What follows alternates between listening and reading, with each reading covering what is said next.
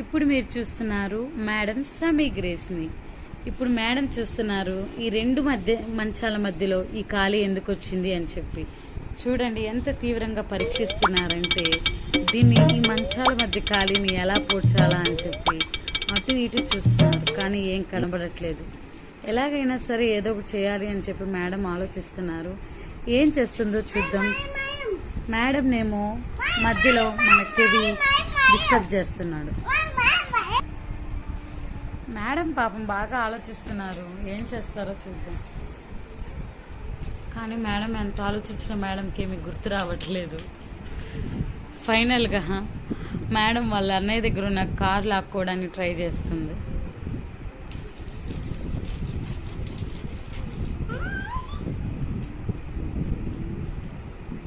car ఏమో అన్నయ్య ఇవ్వట్లేదు, ఎలా అయినా సరే లాక్కోవడానికి